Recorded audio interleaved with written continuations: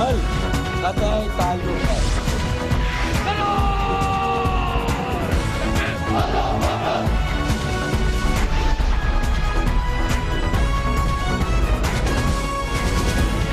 آپ دیکھ رہے ہیں خبروں، تبصروں اور تجزیات پر مبنی پاکستان کا سب سے معتبر نیوز شو دنیا، کامران خان کے ساتھ۔ السلام علیکم، میں ہوں کامران خان۔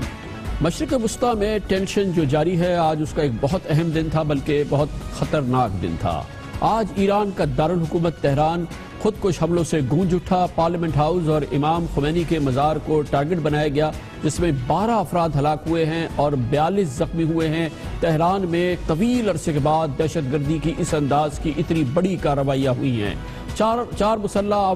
حملہ آوروں نے ایرانی پارلیمنٹ میں فائرنگ کی اور کافی دیر تک اراکین پارلیمنٹ کو یرغمال بنایا، اور اس دوران فائرنگ سے پارلیمنٹ کے 2 سیکیورٹی گارڈ بھی ہلاک ہوئے، لیکن مقابلے میں 4 حملہ آوروں کو مار دیا گیا۔ اس کے علاوہ عین اسی وقت تہران میں واقع آیت اللہ امام خمینی کے مزار پر 3 حملہ آوروں نے دھاوا بولا۔ ان میں سے 2 نے زائرین پر فائرنگ کی، جبکہ تیسرے نے خود کو دھماکہ خیز مواد سے اڑایا۔ حملہ آور خواتین کے کپڑوں میں ملوث تھے۔ آج تہران دھماکوں سے گونجتا رہا۔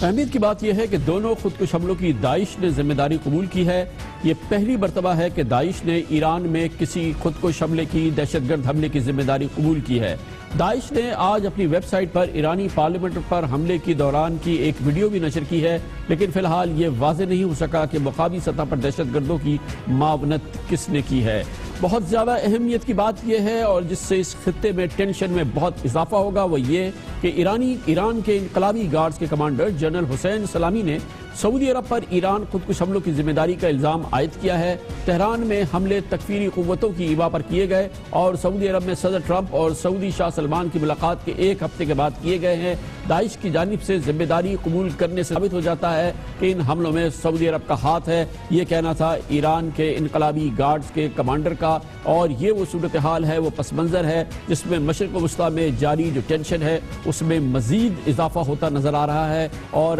یہ آج کے واقعات جو ہیں وہ یقینی طور پہ انتہائی خطرناک واقعات ہیں اور بہت ہی اہم پیش رفت ہے۔ اس پر بات کرنے کے لیے تہران جاتے ہیں، جہاں پر ہمارے ساتھ موجود ہیں حسن زیدی، جو رپورٹر ہیں سحر ٹی وی کے۔ بہت بہت شکریہ حسن، بتائیے گا کہ آج کس طرح سے انفولڈ ہوا یہ جو واقعات ہوئے، کیسے سامنے آئے؟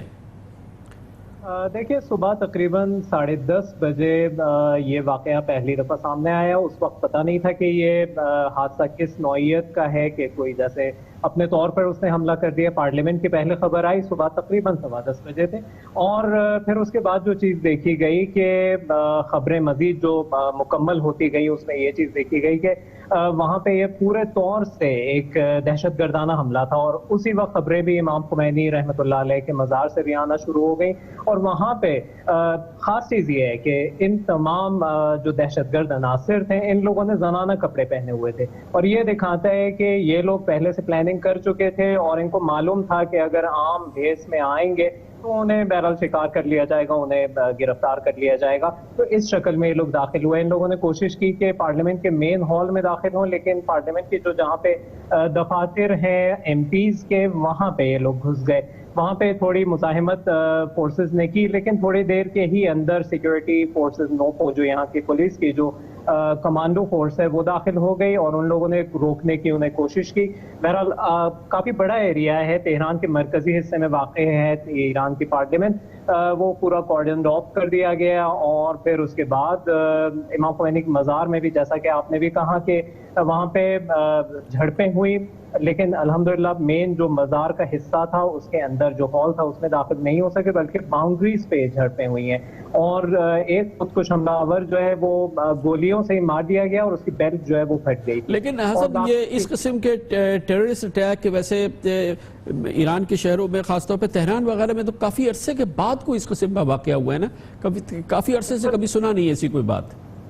بالکل ایسا ہی ہے، اگر آپ کو یاد ہو چند سال قبل جب ایران کے بہرحال بعض مغربی طاقتوں، بالکل وہ تو یعنی کلیئر ہے کہ امریکہ اور صہیونی حکومت کے ایما و اشارے پر حملہ کیا گیا تھا، تو یہاں کے نیوکلیئر سائنٹسٹ تھے، ان 3 کو شہید 4 کو شہید کر دیا گیا تھا۔ اس کے بعد سے یہ بہت ہی بڑا واقعہ تھا، اور کیونکہ ایران نے اب تک اتنے بدامن ایریا میں، اتنے بدامن علاقے میں اب تک اپنی پوزیشن مضبوط رکھی تھی، تو یہ واقعی یقیناً ایک بہت ہی بڑی خبر تھی ایران کے لیے۔ لیکن ابھی جو تھوڑی دیر پہلے جو خبر موصول ہوئی ہے، ایران کے قائد آیت اللہ العظمیٰ سید علی خامنئی نے جو کہا ہے، انہوں نے کہا ہے کہ ان پٹاخہ چھوڑنے سے، یعنی یہ ان کی جو عبارت انہوں نے استعمال کی، انہوں نے کہا ان پٹاخوں سے ایران ڈرنے والا نہیں ہے اور اس کے عزم میں مزید اضافہ ہوگا۔ جو صدر نے بھی بیان دیا ہے وہ بھی اسی حوالے سے، اور انہوں نے کہا ہے کہ یہ دکھاتا ہے کہ یہ ایک پورا علاقہ بلکہ پوری دنیا اس میں الجھ چکی ہے دہشت گردی کے مسئلے میں، اور پوری دنیا کو ساتھ مل کر اس مسئلے کو حل کرنا چاہیے۔ سپاہی پاسداران کی طرف سے بھی جو بیان آیا ہے، جو آفیشل بیان ہے سپاہی پاسداران کا، اس میں امریکہ کی جانب انگلی اٹھائی گئی ہے کہ یہ بہرحال اس کے پس پردہ جو ہے امریکی فورسز ہیں، کیونکہ فائدہ امریکہ اور صہیونی حکومت کو پہنچا۔ بہت بہت شکریہ حسن زیری، بہت شکریہ، ہمارے ساتھ تہران سے موجود تھے۔ اس موضوع پہ مزید بات کرتے ہیں۔ ایران ڈی سٹیبلائز ہوتا ہے تو پاکستان کا یہ خطہ ڈی سٹیبلائز ہوگا، اور پاکستان پہلے جس خطے میں ہے، پاکستان کو خود دہشت گردی کا سامنا ہے، افغانستان میں بدترین حالات ہیں، اور اب ایران کی یہ کیفیت، اس پہ بات کرتے ہیں۔ اس کے لیے ہمیں جوائن کر رہے ہیں جناب جاوید حسین، جو ایران میں پاکستان کے سفیر رہ چکے ہیں۔ بہت بہت شکریہ جاوید حسین صاحب۔ یہ تازہ ترین واقعہ ہو گیا کافی عرصے کے بعد، مین لینڈ ایران میں تہران کے شہر میں اس انداز کی دہشت گردی ہوئی ہے۔ کیا یہ کوئی نیا ٹرینڈ ہے، کوئی نئی بدامنی کا آغاز ہے؟ یہ کیا آپ کو لگتا ہے؟ یہ جیسے کہ آپ نے بھی اور آپ کے جو نمائندہ ہیں تہران، انہوں نے بھی کہا ہے کہ بہت ایک تشویشناک اور خطرناک بلکہ ڈیولپمنٹ آج ہوئی ہے، اور اس کو ہمیں خطے میں جو صورتحال ہے اس کے تناظر میں دیکھنا چاہیے۔ ایک تو یہ ہے کہ سیریا اور عراق میں، یعنی شام اور عراق میں جو ایرانی فورسز ہیں وہ آئی ایس کے ٹروپ سے برسر پیکار ہیں، یعنی ان کے ساتھ لڑائی ہو رہی ہے، داعش کے ساتھ، جی، اور وہ داعش کے ساتھ، اور اس لحاظ سے جو ہے وہ جو داعش کے گروپ نے اپنی ایک ذمہ داری قبول کی ہے، وہ اگرچہ اس کے ابھی پوری طرح شواہد پیش نہیں کیے گئے، لیکن بہرحال یہ امکانات میں سے یہ ایک چیز ہو سکتی ہے۔ دوسرا جو چیز ہے وہ یہ ہے کہ خطے میں جو بڑھتی ہوئی ایک ٹینشن ہے سعودی عربیہ کے اور ایران کے درمیان۔ آپ کو یاد ہے کہ ریاض جو ابھی سمٹ ہوئی تھی، اس میں سعودی فرمانروا نے اور پریزیڈنٹ ٹرمپ نے اور بعض دوسرے اسپیکرز نے بھی ایران کو سخت مورد الزام ٹھہرایا تھا، اس کو کرٹیسائز کیا تھا، اور ان کو بلکہ یہ کہا تھا کہ ایران جو ہے وہ دنیا میں ٹیررزم کو، دہشت گردی کو پھیلا رہا ہے، اور ایک اس عزم کا وہاں پہ اظہار کیا گیا تھا کہ ایران کو اس چیز سے روکنے کے لیے ہر ممکن کوشش کی جائے گی۔